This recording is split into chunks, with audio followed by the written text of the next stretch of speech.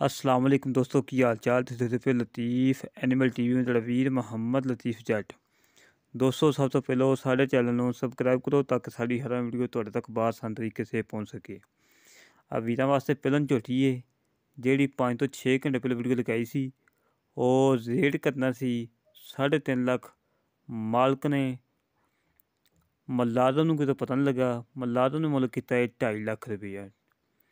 और वीरां अगे गुजारिश एक मदद और गलती मुलाजम दी है, पर मदद असी करने और झोटी काफ़ी दोस्तों ने मंगी।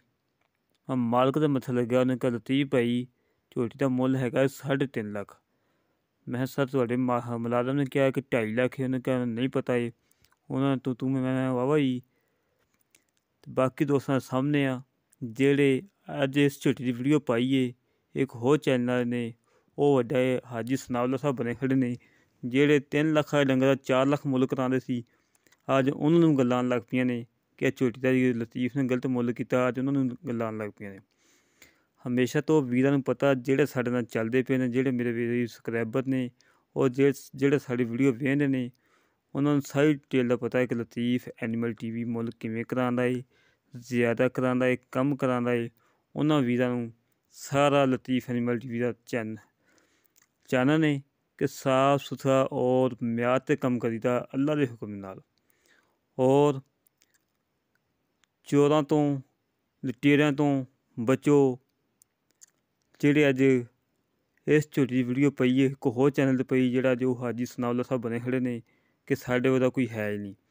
उन्होंने बंदियां ने तुहानूं बंदा सबूत कर दिना है जेड़े बंदियां नूं बच्चे भुल्लियां होईयां गावां और थान अद्धे गावां चलदे वो दित्तियां ने।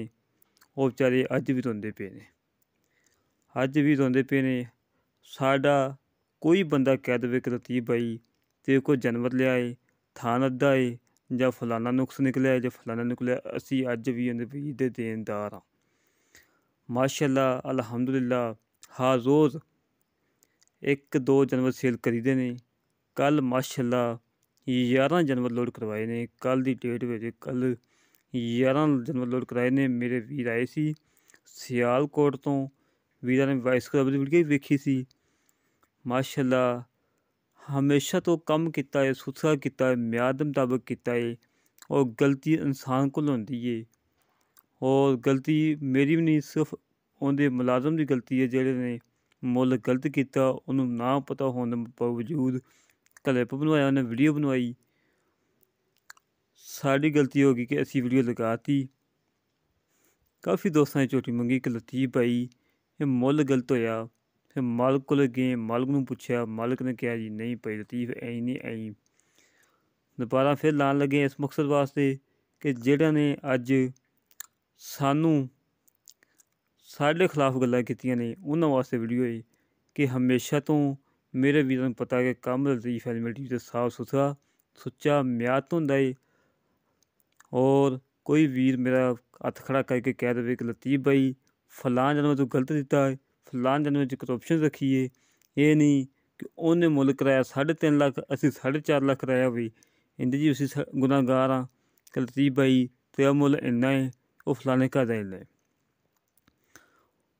बहस करने का गल यह है कि हमेशा तो कम साफ सुथरा किया है, म्यार ते किया है, अल्लाह के हुक्म नाल म्यार ते करांगे। और ये नहीं कि असी लोगों को बच्चे भुल्लियां गावां मझां दईए जां विच करप्शन खाइए। ना इंशाअल्लाह कभी खाधी, ना ही अल्लाह पाक खान तौफीक देवे। हमेशा तो साफ सुथरा काम किया है, म्यार ते किया है, म्यार दे मुताबिक किया है।